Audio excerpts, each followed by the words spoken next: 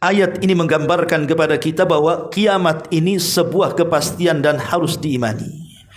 Minimalnya kalaupun tidak kiamat besar, di sana ada kiamat kecil, maksudnya adalah kematian. Kematian itu pasti, lebih pasti dibandingkan kiamat besar. Kematian itu lebih pasti dibandingkan kiamat besar. Bukan kita katakan tidak pasti kiamat besar, pasti. Tapi waktunya kapan kan Allahu a'lam. Tapi kalau kiamat kecil kan sudah kita prediksi. Kematian kita kalau sudah kita prediksi, ikhwan. Kenapa saya katakan bisa diprediksi? Karena Nabi SAW ketika bicara soal usia umat dia sudah mengatakan angkanya. Bahwa umatku, kata Rasul, usianya berkisar antara 60 sampai 70 tahun saja. Sedikit yang melewati itu, kata Nabi. Artinya kalau sekarang kita usianya sudah 59 9 bulan. Siap-siap aja OTW itu, ya kan? Tinggal sebulan lagi kan. Kalau memang ya dapat keringanan ya 10 tahun lagi lah sampai usia 70 tahun. Kalaupun lewat ya sedikit. Kalau sudah lewat dari 70 tahun, ingat akan sabda Nabi SAW, khairukum man tala umruhu wa hasuna amaluhu. Sebaik-baik kalian adalah yang dipanjangkan umurnya tapi perbaiki amalannya.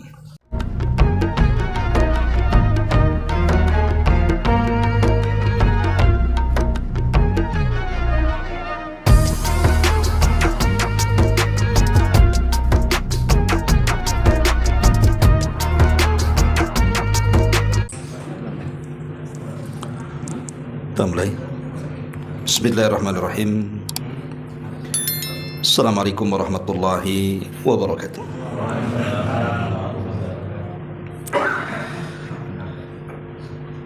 Alhamdulillahi rabbil alamin.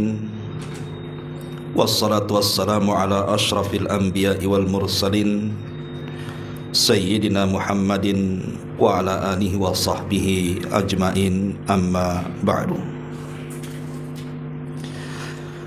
Terlanjutkan kajian kita, masih membahas tafsir dari surah Abasa, dan kita masuk pada ayat ke 33 dan seterusnya. A'udzubillahi minasyaitonirrajim. Bismillahirrahmanirrahim. Fa idza ja'atis sakha, maka apabila datang suara yang mengguntur dari tiupan sangkakala,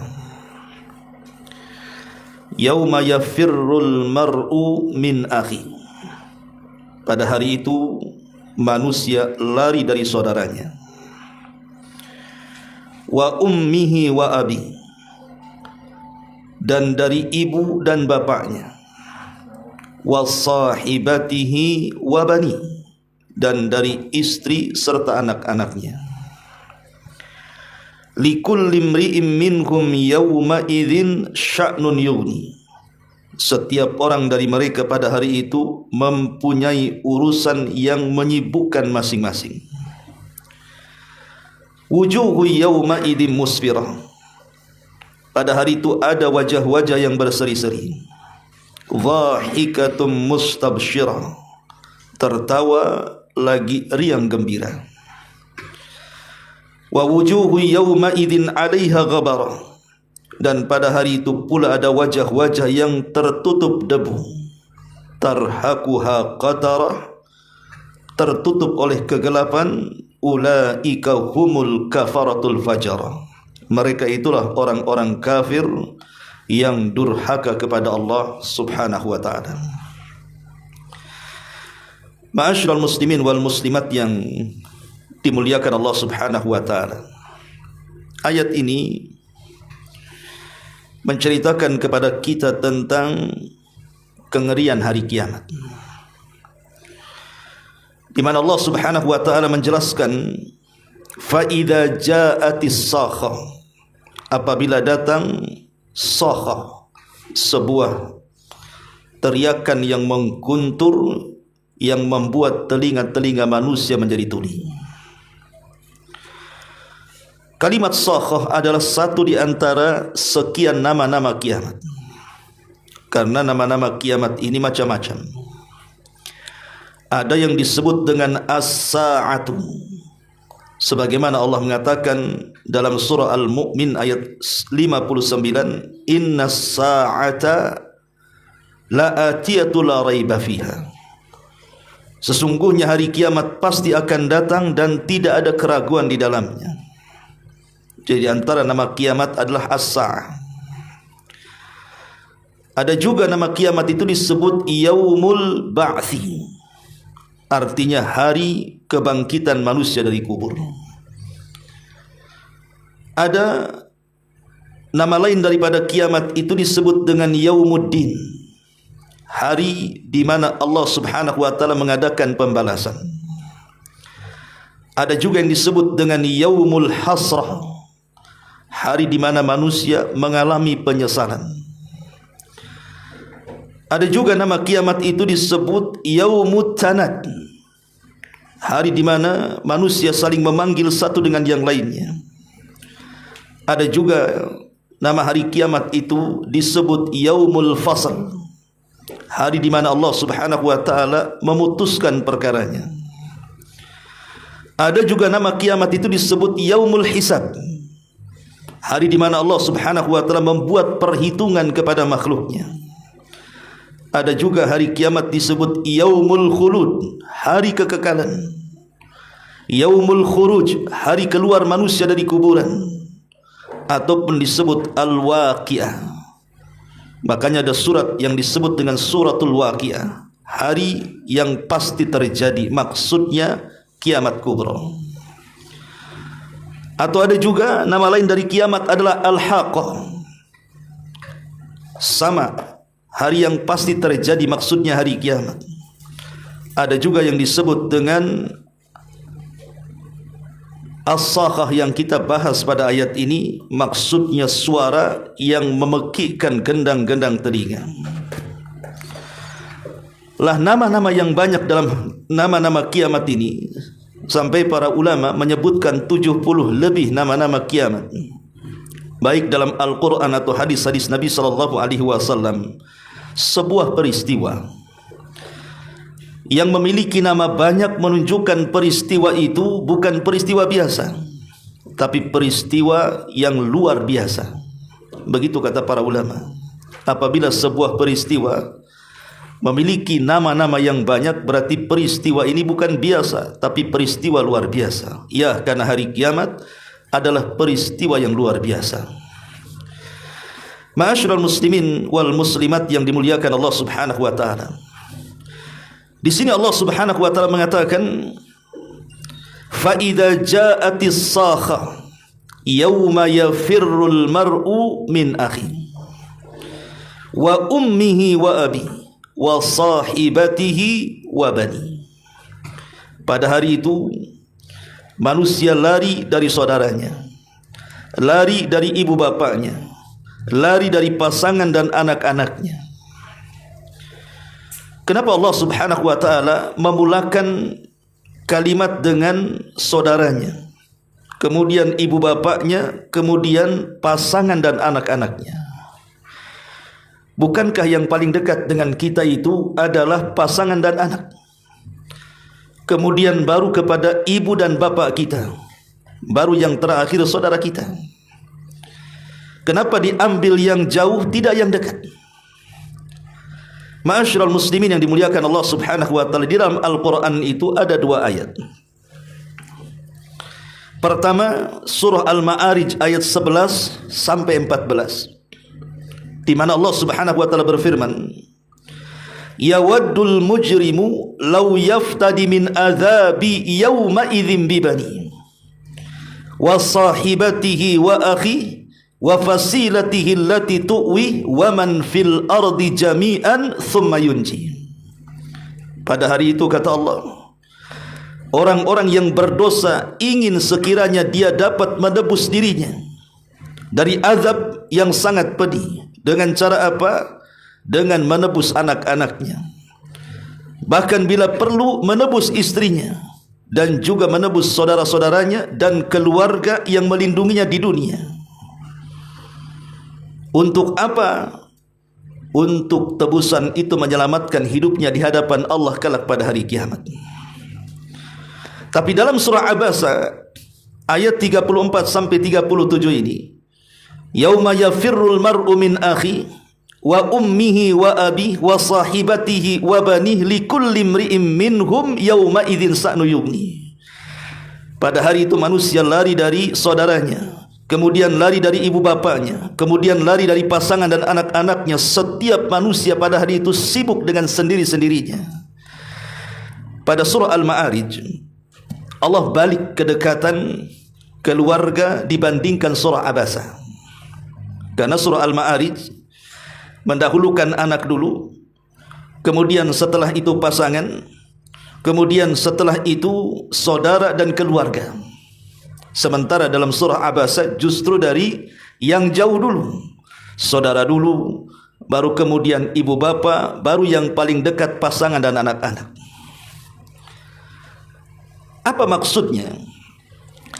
Adapun dalam surah Al-Ma'arij, kita tahu bahwa posisi manusia pada hari kiamat, mereka tidak akan mampu menolong diri-diri mereka kecuali amalan yang dibawanya di dunia ke akhirat. Dan tidak ada satupun manusia yang bisa menolong satu dengan yang lainnya.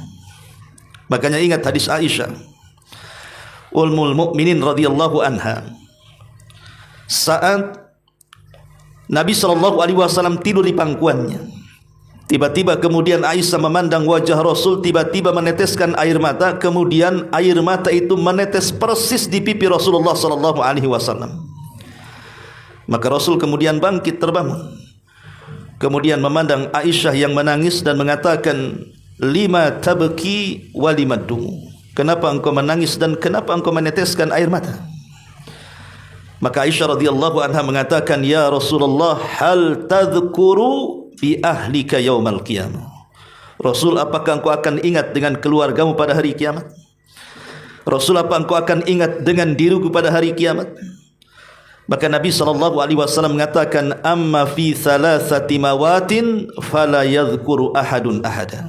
Adapun di 3 tempat tidak ada manusia yang ingat siapapun kecuali dirinya.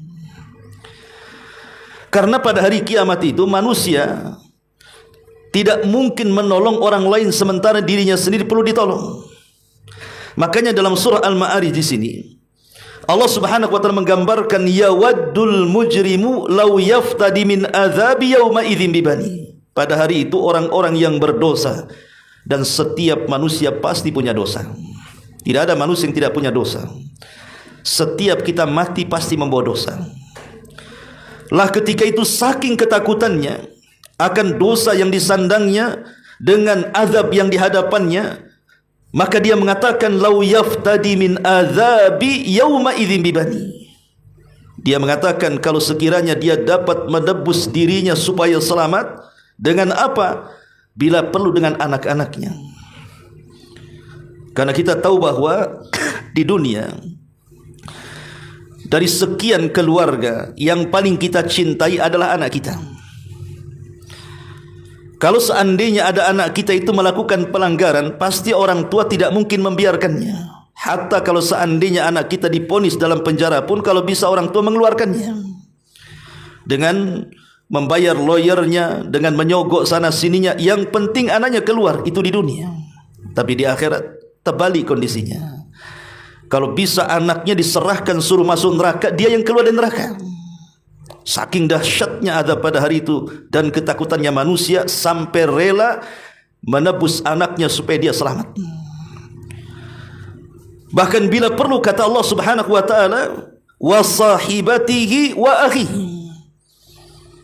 Kalau perlu istrinya juga ambil, masukkan ke neraka, tapi jangan aku masuk neraka. Bila perlu saudara dan keluarganya masukkan ke neraka, tapi aku loloskan dari neraka. Sampai seperti itu, supaya dia selamat, dia rela mengorbankan orang lain, bukan berkorban untuk orang lain.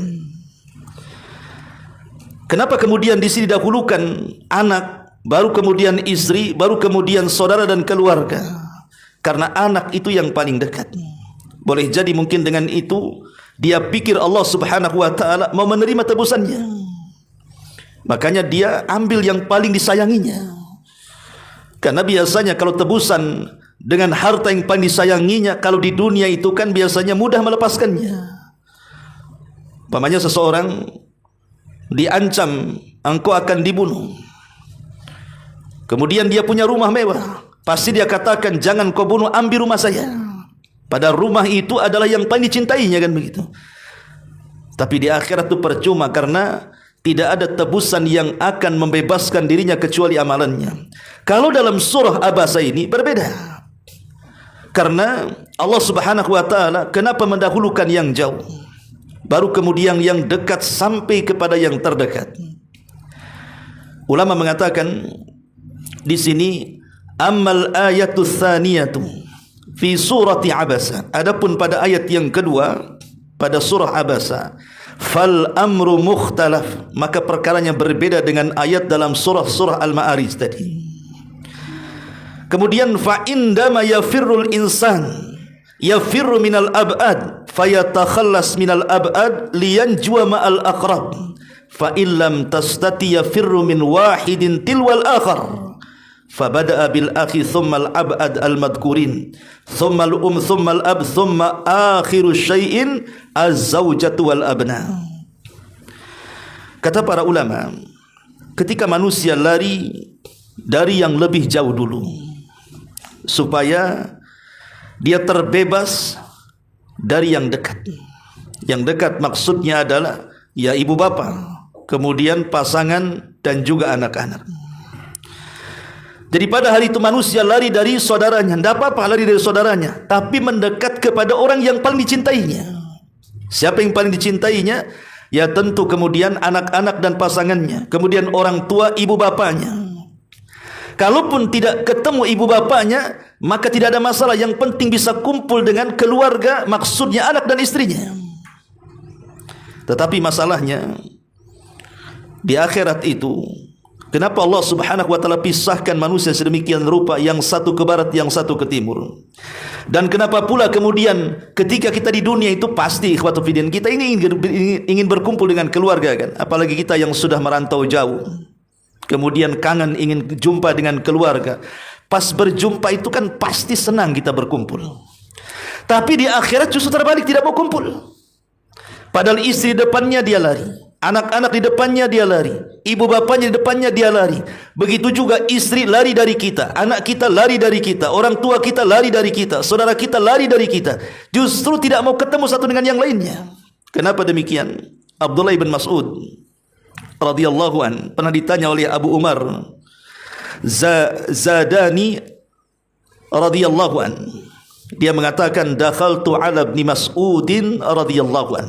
Kata Abu Umar, aku pernah masuk ke rumah Abdullah ibn Mas'ud radhiyallahu an. Tapi rupanya sebelum aku masuk, orang-orang yang terbaik sebelumku mereka sudah ada di rumah Abdullah ibn Mas'ud. Fawajadtu ashabal khairi qad sabakuni. Rupanya ada orang-orang yang jauh lebih baik dibandingku telah mendahului masuk ke rumah Abdullah ibn Mas'ud. Maka kemudian aku pun bertanya kepada Abdullah ibn Mas'ud, ya Abdullah ibn Mas'udin, wahai Abdullah ibn Mas'ud, ada satu pertanyaan yang ingin aku tanyakan.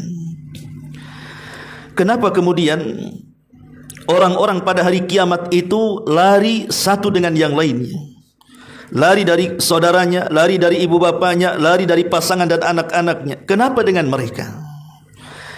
Maka Abdullah ibn Mas'ud radhiyallahu an mengatakan, yu'khadu biyadil abdi yaumal qiyamah. Nanti pada hari kiamat seseorang akan dipanggil di hadapan Allah Subhanahu wa taala. Fayunsabu ala ru'usil awwalina wal akhirin. Kemudian akan berdirikan di hadapan manusia dari mula-mula orang hidup sampai yang akhir orang mati. Artinya semua manusia akan hidup di padang mahsyar itu. Thumma yunadi mudadin. Kemudian datanglah penyeru yang akan menyeru. Hadza fulan ibnu fulan. Man kana lahu haqqun falyati ila haqqihi. Maka penyeru mengatakan, ini di sampingku ada fulan ibnu fulan. Maka barang siapa yang punya hutang hak yang belum ditunaikan di dunia, kemari datang kepada orang ini. Kemudian kata Abdullah ibn Mas'ud, fatafrahul mar'atu an yadura laha haqqun ala abiha. Maka datanglah seorang wanita dengan sangat bahagianya. Kemudian dia datang karena kebetulan yang di samping penyeru itu adalah ayahnya, ataupun suaminya, ataupun saudaranya, ataupun boleh juga anak laki-lakinya. Kemudian wanita ini datang kepada laki-laki yang berada di samping penyeru itu, kemudian meminta kepada Allah, "Ya Rabb, aku memiliki hak kepada orang ini. Dia punya hutang kepadaku." Boleh jadi seorang bapa ketika di dunia dia tidak becus mengurus anak-anaknya, atau mungkin seorang suami dia belum bisa memberikan hak-hak istrinya, atau boleh jadi seorang anak laki-laki dia durhaka kepada orang tuanya. Maka si wanita ini meminta kepada Allah Subhanahu wa taala agar ditunaikan haknya hari ini juga. Maka kata Abdullah ibn Mas'ud radhiyallahu an, dia pun membacakan ayat, dan Abdullah ibn Mas'ud radhiyallahu an kemudian membacakan ayat, "Fala ansaba bainahum yauma idzin wala yatasaalun." Maka pada hari itu tidak ada lagi hubungan nasab di antara mereka. Kalau di dunia mungkin ayah punya hutang, kita katakan, lunas ajalah, itu ayah saya.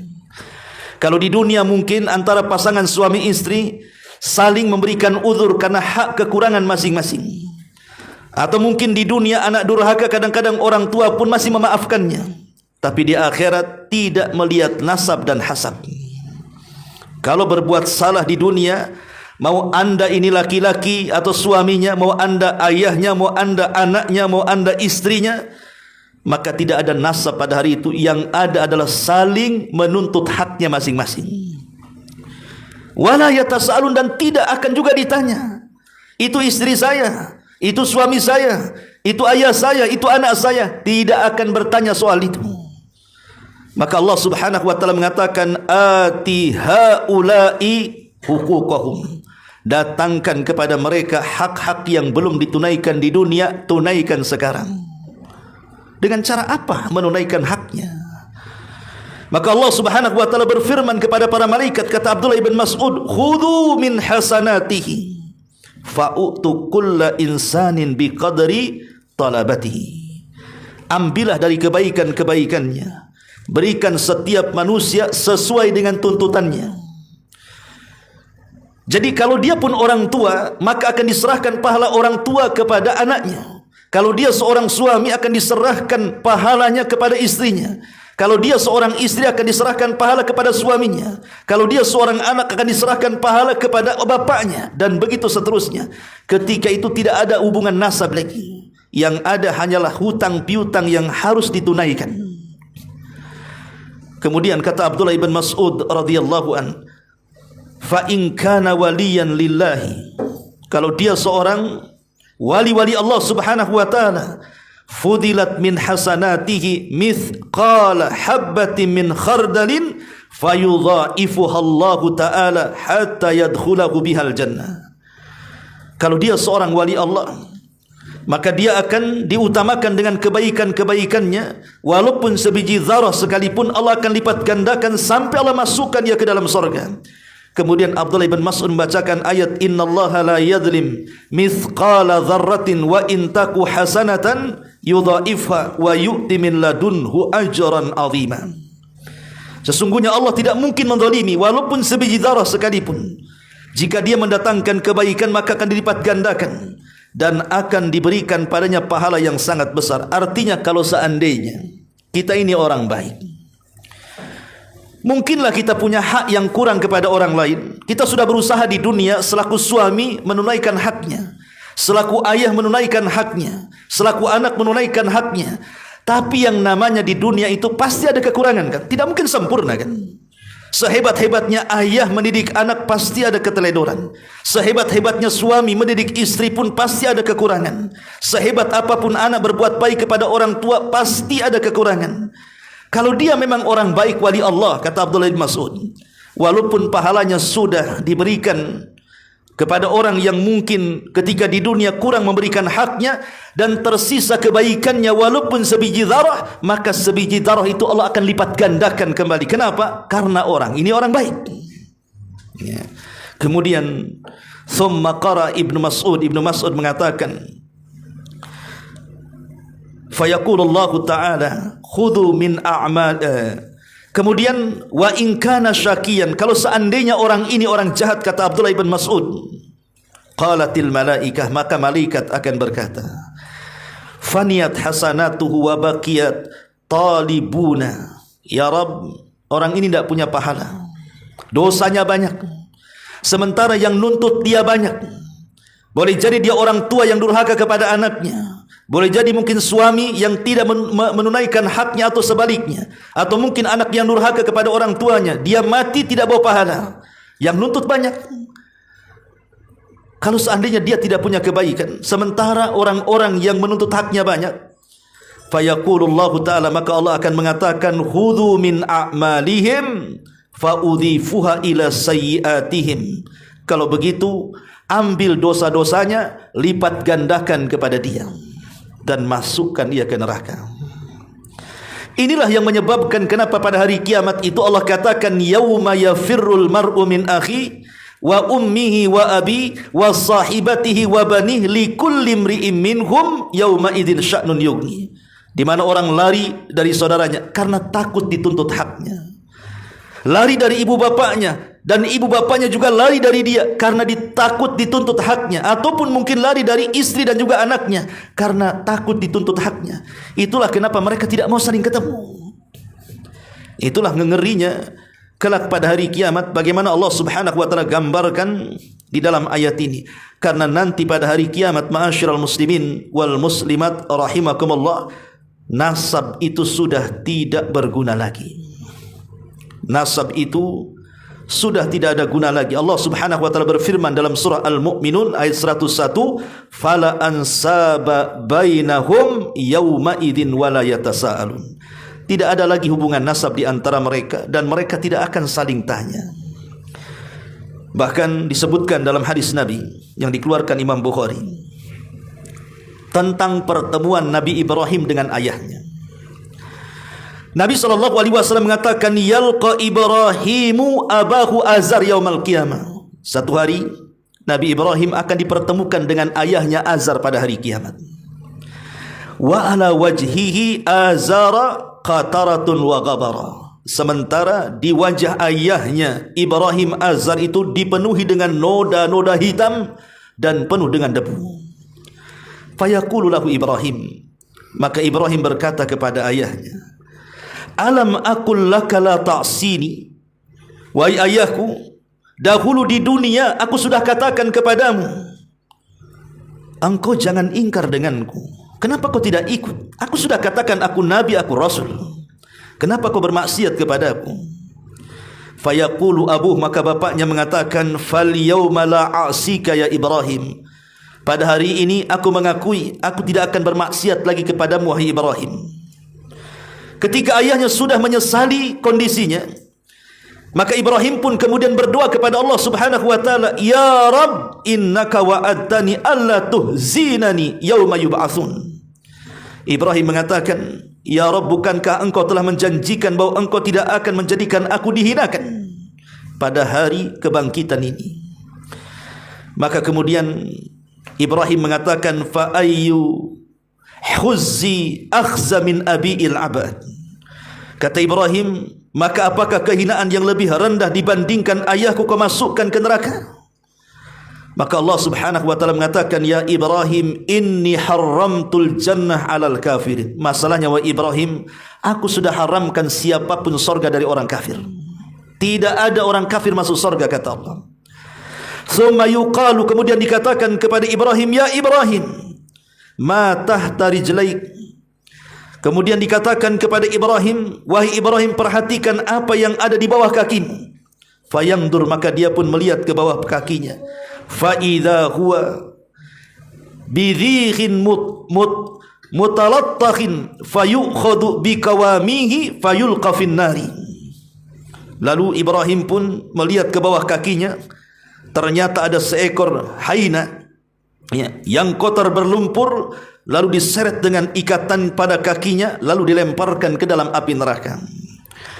Hadis ini menunjukkan ikhwatu fiddin muliakan Allah Azza wa Jalla, kalau sekelas Ibrahim yang merupakan Khalilur Rahman, kekasih Allah Subhanahu wa taala, Abul Anbiya, bapaknya para nabi, dialah yang membangun Ka'bah. Bahkan dia adalah nabi yang paling masyhur dari nabi-nabi ulul azmi minar rusul.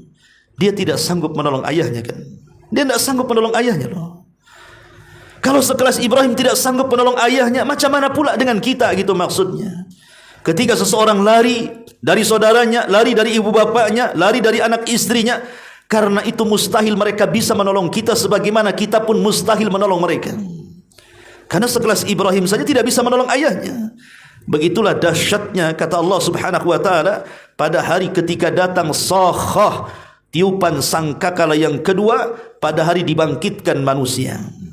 Ma'asyiral muslimin wal muslimat rahimakumullah. Kemudian Allah Subhanahu wa taala berfirman, yauma idzin sya'nun yughni likulli imri'in minhum yauma idzin sya'nun yughni.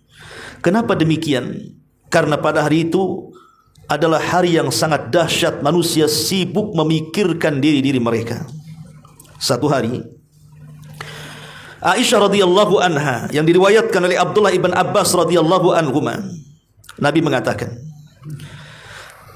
yuhsyarun nas yaumal qiyamati khufatan uratan ghurlan buhman. Pada hari kiamat kata Rasul, manusia akan dibangkitkan dalam kondisi khufatan, tidak menggunakan satu pun pakaian di badan, alias telanjang bulat. Uratan artinya telanjang bulat, kemudian khufatan tanpa beralas kaki, kemudian ghurlan tidak dihitan, artinya daging yang pernah dipotong sewaktu kita masih anak-anak akan dikembalikan kepada kemaluannya, kembali tidak dikhitan. Buhman itu artinya tidak membawa harta di badan.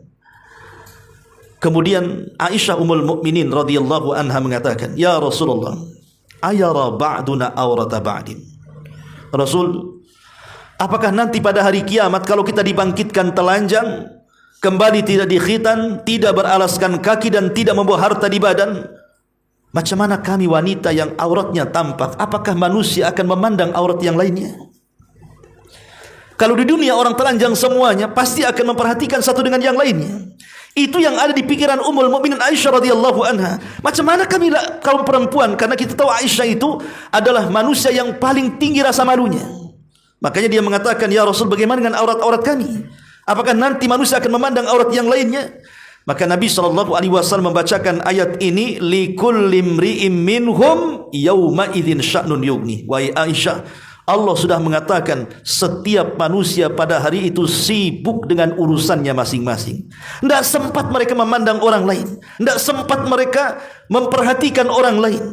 Yang mereka perhatikan diri mereka sendiri, macam mana dia bisa selamat gitu maksudnya. Lihat bagaimana dahsyatnya Allah gambarkan dalam Al-Quran tentang kondisi hari kebangkitan. Kemudian Allah Subhanahu wa taala mengatakan di sini, wujuhu yawma idzin musfirah dhahikatun mustabshirah wa wujuhu yawma idzin 'alaiha ghabarah tarhaquha qatarah ulaika humul kafaratul fajarah.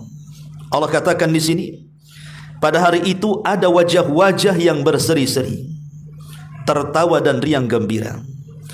Pada hari itu pula ada wajah-wajah yang tertutup dengan debu dan suram, tertutup oleh kegelapan maksiatnya. Mereka itulah orang kafir dan durhaka. Ma'asyiral muslimin wal muslimat rahimani wa rahimakumullah. Di dalam Al-Quran ada beberapa ayat yang menceritakan tentang kondisi wajah-wajah orang-orang yang beriman dan wajah-wajah orang kafir. Pertama disebutkan dalam surah Al-Qiyamah ayat 22-23. Allah mengatakan, wujuhu yawma idzin nadhirah ila rabbiha nadhirah. Wajah-wajah orang-orang yang beriman pada hari itu berseri-seri karena mereka memandang wajah Rabbnya. Kemudian disebutkan juga di dalam surah Al-Ghasyiyah ayat 8-9, wujuhu yawma idzin na'imah li sa'yiha radiyah. Pada hari itu banyak pula wajah-wajah yang berseri-seri merasa senang karena urusannya sendiri. Kemudian juga Allah mengatakan di dalam surah Al-Imran ayat 106, yauma tabyaddu wujuh pada hari itu ada wajah-wajah yang sangat putih bersih. Dan dalam surah Abasa yang kita kaji, wujuhu yawma idzim musfirah dhahikatum mustabsirah. Pada hari itu ada wajah-wajah yang berseri-seri, tertawa lagi riang gembira. Ini gambaran wajah orang-orang yang beriman. Tapi lihat wajah gambaran orang-orang yang kafir dan bersedih. Allah mengatakan dalam surah Al-Qiyamah ayat 24-25-nya, wujuhu yawma idzim basirah tadhunnu an yuf'ala biha faqira.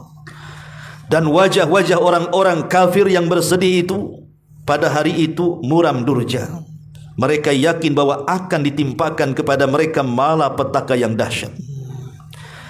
Kemudian juga Allah Subhanahu wa taala katakan dalam surah Al-Ghasyiyah ayat 2 sampai 3, wujuhu yawma idzin khashi'ah amilatun nasibah. Pada hari itu banyak wajah-wajah tertunduk hina karena bekerja keras, lagi kepayahan, tapi ujung-ujungnya masuk neraka. Dan Allah katakan dalam surah Al-Imran ayat 106-nya, wa taswaddu wujuh, pada hari itu ada wajah-wajah yang hitam muram. Dan di sini dalam surah Abasa Allah katakan wujuhu yawma idzin 'alaiha ghabarah tarhaquha qatarah. Pada hari itu ada pula wajah-wajah yang tertutup dengan debu, tertutup oleh kegelapan, ditimpa kehinaan dan kesusahan. Begitulah Allah Subhanahu wa taala bedakan antara orang-orang yang akan mendapatkan kebahagiaan dari orang-orang yang beriman, dan juga wajah orang-orang kafir yang akan mendapatkan kesedihan dan siksaan. Di sini Allah Subhanahu wa taala mengatakan wujuhu yawma idzim musfirah. Pada hari itu ada wajah-wajah yang musfirah. Para ulama tafsir mengatakan wujuhu yawma idzim musfirah dhahikatun mustabsyirah, ay yakunun nas hunalika fariqaini. Maksudnya pada hari kiamat manusia akan terbagi menjadi dua kelompok. Masruratun farihatun min sururi qulubihim qad dhaharal bishru ala wujuhihim wa haula'i ahlul jannah. Kelompok yang pertama adalah kelompok yang dipenuhi dengan perasaan riang gembira yang terpancar dalam hati-hati mereka, kemudian tampak dalam wajah-wajah mereka. Karena ikhwatu fiddin, kalau hati senang pasti juga akan berpengaruh kepada wajahnya. Orang kalau hati senang, lihat wajahnya, ada yang siul-siulan kan, ya, lagi senang tuh, sial-siul aja kan itu. Tapi kalau hati sumpek, lihat wajahnya saja untuk senyum itu susah kan, merengut saja, lagi susah tuh katanya, pasti banyak utangnya, pasti lagi masalah dengan istrinya tuh katanya. Jadi di dunia saja kita bisa menampakkan ataupun tampak pada orang lain dan kita bisa menilainya. Oh, si fulan itu lagi senang, nampak dari wajahnya. Oh, si fulan lagi susah, nampak dari wajahnya. Ya, karena wajah itu cerminan hati manusia. Wajah itu cerminan dari hati manusia. Kalau hatinya senang, nampak dalam wajahnya. Lah begitu juga pada hari kiamat, ketika orang-orang yang memang hatinya disenangkan oleh Allah Subhanahu wa taala terpancar dalam wajahnya, berseri-seri, riang gembira, tertawa-tawa. Merekalah, kata para ulama, wa haula'i ahlul jannah. Merekalah orang-orang yang akan masuk ke dalam surga. Tetapi ada wajah-wajah yang kedua, wajah-wajah yang ghabarah tarhaquha qatarah. Maksud qatarah artinya saudaun mudlim, wajah yang sangat gelap gulita. Wajah yang sangat gelap gulita. Kenapa? Karena dipenuhi dengan kegelapan dosa yang ia bawa sampai ke akhiratnya. Dan Allah tutup ayatnya, ulaika humul kafaratul fajara, ay al-kafaratu qulubuhum. Maksudnya kufur hati-hati mereka, al-fajaratu fi a'malihim, yang kemudian dengan kekufuran dalam hati mereka, badan mereka melakukan fajar, artinya melakukan kejahatan. Karena kita tahu bahwa kekufuran itu kan dalam hati. Kekufuran itu nampak dalam hati. Makanya sering saya katakan bahwa kufur itu ada 3 macam. Ada jenisnya kesyirikan, ada jenisnya kenifakan, ada jenisnya kemurtatan. 3-tiganya amalan hati. Ya. Lah hati inilah yang kemudian kalau orang tercabut akidahnya, maka akan terpenuhi dengan kesyirikan. Orang yang disebut musyrik kemudian dipenuhi dengan kenifakan, orang yang disebut munafik.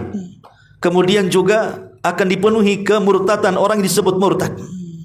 Dan itu awalnya dalam hati, ikhwan. Lah itulah disebut dengan kafarah. Kalau kemudian kekufuran, kemunafikan, kemurtatan itu sudah ada dalam hati, kemudian dia tampakkan lewat perbuatan, boleh jadi yang murtad dia jelas-jelas ngomong saya pindah agama, itu sudah fajir itu. Fajir itu perbuatannya, kufur itu hatinya, ya. Ataupun munafik, mulai kemudian dia mengadu-adukan ayat satu dengan yang lainnya, karena nifak itu kan ada dua. Maksud saya itu nifak akbar, ya, nifak i'tiqad, keyakinan, bukan nifak amal. Kalau nifak amal tidak kufur. Maksudnya nifak i'tiqad, keyakinan yang hanya menampakkan keislaman tapi menyembunyikan kekufuran. Tapi akan terasa dari mereka dengan apa? Dengan suka menabrak-nabrakan satu ayat yang lainnya dalam rangka membuat keraguan-raguan kaum muslimin supaya ragu dengan agamanya, ataupun kesyirikan dengan perbuatannya. Datang ke dukun, percaya kepada tangkal, datang ke kuburan meminta-minta, dan begitu seterusnya. Itulah disebut al-kafarah dalam hatinya, al-fajarah dalam perbuatannya. Dan mereka adalah ashabun nar, orang-orang yang akan masuk ke dalam neraka. Ma'asyiral muslimin wal muslimat yang dimuliakan Allah Subhanahu wa taala, dari uraian sini, dari kalimat fa idza ja'atis sakha sampai kepada ulaika humul kafaratul fajr. Ini ringkasan kecil dari perjalanan hari kiamat.